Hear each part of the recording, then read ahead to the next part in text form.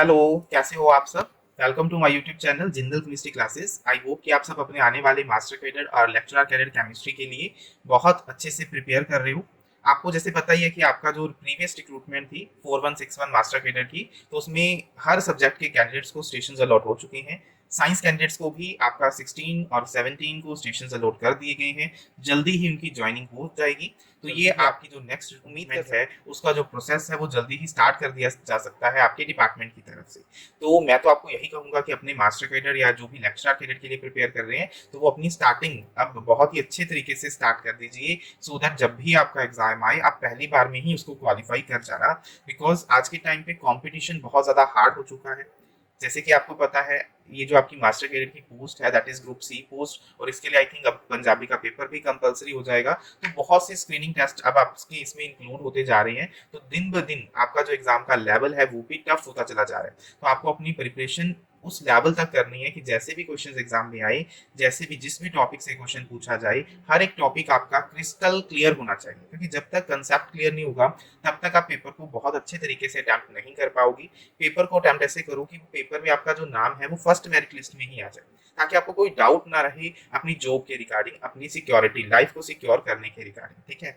दूसरी बात करेंगे हम इसमें टाइम मैनेजमेंट की। सबसे बड़ी दिक्कत आज के टाइम पे वो यही है कि टाइम मैनेज नहीं हो पाता। तो देखो, इनमें भी हम कैटेगरीज में डिवाइड कर लेते हैं। जैसे कि पहली कैटेगरी उन स्टूडेंट्स की आती है जो भी कॉलेज में है, जो भी मास्टर्स डिग्री को परस्यू कर रहे हैं या जिनकी अभी अभी स्टडी कंप्लीट हुई है और अनमैरिड है। तो उनके लिए तो देखो टाइम ही टाइम है, because they are in the starting phase of their life, है ना। बस अभी उनका लाइफ का जो फेज है वो स्टार्ट हुआ है कि अभी उनकी स्टडी कंप्लीट हुई है या होने वाली है। तो उनके पास तो देखो वो इजीली अपने टाइम को मैनेज कर सकते हैं, बिकॉज जो भी जितना भी टाइम है उन्हें सिर्फ अपने लिए डिवोट करना है, अपनी आगे की लाइफ के लिए डिवोट करना है। तो उनके लिए तो मैं ये बोल सकता हूँ कि भाई आप अपने दिन के टोटल टाइम जो कि 24 आवर्स हैं उनको तीन इक्वल भाग में, तीन इक्वल पार्ट्स में डिवाइड कर लीजिए, 8 + 8 + 8। तो इसका मतलब क्या है भाई, पहले 8 घंटे जो है, इसका मतलब क्या करो, आप प्रॉपर अपने माइंड को रेस्ट दो, प्रॉपर स्लीप लो, प्रॉपर 8 घंटे। उसके बाद है आपका 8 आवर्स है, आप अपने उस 8 आवर्स में अपनी कोई भी इंडोर या आउटडोर एक्टिविटी या रिक्रिएशनल एक्टिविटीज कर सकते हो, जो भी आपको अच्छा लगता है। अपने फ्रेंड्स के साथ घूमना, शॉपिंग करना, कहीं पे जाना, है ना, जो भी आपको अच्छा लगता है, टीवी देखना, है ना, कुछ भी मूवी वॉच करनी, कुछ भी, वो 8 घंटे में आप वो कर सकते हो। बाकी के जो 8 घंटे हैं वो आपको स्टडी में डिवोट करने हैं। आप सभी को क्लियरली ये चीज पता है कि आपको 3 सब्जेक्ट पढ़ने हैं।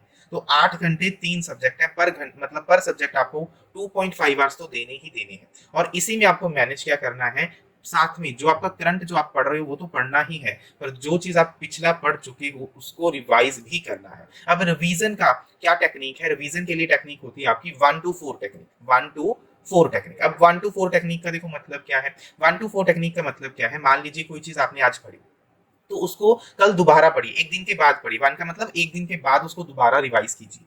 जैसे ही वो चीज आपने रिवाइज की, साथ में आप करंट टॉपिक्स को तो पढ़ ही रहे हो, फिर उस चीज को आप 2 दिन के बाद रिवाइज कीजिए। जैसे आज है आपकी, मान लीजिए आज आपकी तारीख है 18 तारीख है ना। तो आज आपने कोई टॉपिक पढ़ा तो उस टॉपिक को आप कल रिवाइज करोगे 19 तारीख को।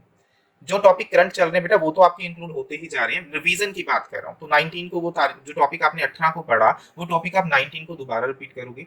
उसके बाद 2 दिन के बाद 20, 21, उसके बाद जो टॉपिक आपने पढ़े हैं टिल 20 तक, वो सारे टॉपिक आप 21 तारीख को दोबारा से रिपीट करोगे, दैट इज आफ्टर 2 डेज। उसके बाद टेक्निक क्या है, 1 to 4, तो मतलब 4th डे के बाद, मतलब 4 दिनों के बाद, मतलब 25 को अगेन जितने भी टॉपिक आपके 24 तक हो जाएंगे उन सभी टॉपिक्स को आप 25 तारीख को दोबारा से रिवाइज करोगे। तो इससे क्या होगा, आपकी एक सीरीज बन जाएगी आपकी रिवीजन की। तो आपके जो करंट टॉपिक्स हैं वो भी कवर होते चले जा रहे हैं, और साथ में आपकी जो जितना भी आपने पिछला पढ़ा वो आप सब रिवाइज करते जा रहे हो time to time. That is very very important in today's time. देखो क्या है बेटा कि सिलेबस चाहे कम कर लीजिए, पर जितना किया है वो आपको आना चाहिए, वो बहुत ज्यादा इंपॉर्टेंट है आज के टाइम पे। ये ना हो कि आपने सिलेबस तो पूरा कर लिया बट पीछे का कुछ भी नहीं आ रहा, तो वो जीरो है। इससे अच्छा तो आप एक चीज कर लीजिए, पर वो अच्छे से कीजिए क्वेश्चन कंसेप्ट के साथ। अब देखो, जैसे ही आपने 1 to 4 टेक्निक को कंप्लीट किया, इसके बाद क्या किया, ऑन 7th डे जैसे ही चैप्टर कंप्लीट हो जाए, इसके बाद आपको बार बार थ्योरी करने की रिक्वायरमेंट नहीं होती। उसके बाद आप सिर्फ क्वेश्चन को प्रैक्टिस कीजिए, बार बार उस चैप्टर के क्वेश्चंस को प्रैक्टिस करते रहिए in between the gap of 7 days. 7 days के बाद, या जैसे भी आपका माइंड सेट है, क्योंकि हर एक का माइंड डिफरेंट है ना, जैसे भी आपके माइंड है उसके अकॉर्डिंग आप अपने को 3 डेज के बाद, 7 डेज के बाद आप अपना शेड्यूल बना सकते हैं कि ये चैप्टर मैंने इतने दिन के बाद दोबारा से रिवाइज करना ही करना है। But 1 to 4 technique is very must, वो सभी ने करनी ही करनी है। क्लियर है। तो ये आपकी रिवीजन की बात होगी। अब हम उन स्टूडेंट्स की बात करते हैं भाई जो मैरिड है। तो भाई मैरिड होने के बाद भी आपकी रिस्पॉन्सिबिलिटीज घर में बहुत ज्यादा बढ़ जाती हैं। तो टाइम को मैनेज करना सबसे बड़ा दिक्कत वाली बात मैरिड आपके जो भी हैं, चाहे वो गर्ल्स हैं चाहे आपके बॉयज हैं मैरिड है ना, उनको आती है। जो मैरिज होने के बाद क्योंकि फैमिली की रिस्पॉन्सिबिलिटीज बहुत ज्यादा बढ़ जाती हैं, तो उनमें टाइम मैनेजमेंट की सबसे बड़ी दिक्कत आती है। तो उनके लिए मैं ये बोलूंगा कि भाई हो सके तो कोशिश ये करना कि आप 8 घंटे की बजाय 4 घंटे तो मिनिमम निकाल सको, क्योंकि अगर 4 घंटे भी आप मिनिमम निकाल पाओगे तो भी क्वाइट सफिशिएंट है। अगर आप उसमें कंटिन्यू रहोगे अपने रिवीजन को लेके साथ में, 4 घंटे भी अगर आप रिवाइज करते हो उसमें, तो कोई दिक्कत वाली बात नहीं है। अगर 4 घंटे भी दिन में डिवोट कर रहे हो सब्जेक्ट को, तो भी आप इजिली एग्जाम को क्रैक कर पा सकते हो। देखो जरूरी नहीं है कि जो बच्चे दिन भर 24 आवर्स पढ़े या हम बोले 12 12 घंटे पढ़े सिर्फ वही एग्जाम को क्रैक कर सकते हैं, ऐसा कुछ भी नहीं है। टोटली डिपेंड करता है आपकी कंसंट्रेशन के ऊपर। आप 4 घंटे में भी 8 घंटे का सिलेबस कंप्लीट कर सकते हो, वो आपकी कंसंट्रेशन के ऊपर डिपेंड करता है।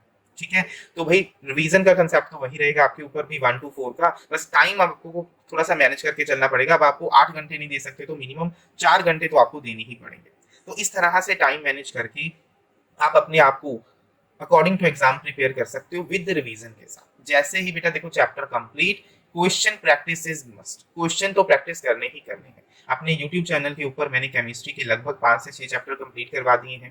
क्वेश्चन प्रैक्टिस के साथ वो कंप्लीट हो चुकी हैं, थ्योरी भी पूरी करवा दी है सारे चैप्टर्स की। तो वो आपको कंप्लीट सारा कवर करना है। चैनल का नाम है जिंदल केमिस्ट्री क्लासेस। तो आप मेरे चैनल पे अगर नए हो तो चैनल को सब्सक्राइब जरूर करना, बेल आइकन को प्रेस जरूर करना और अपने फ्रेंड्स के साथ शेयर जरूर किया करो। फ्री ऑफ कॉस्ट बिल्कुल सारा स्टडी मटेरियल है। स्टडी मटेरियल जो है मेरा टेलीग्राम चैनल पे अवेलेबल है, that is again Jindal chemistry classes. आप सर्च करना, आपको वहां पे मिल जाएगा।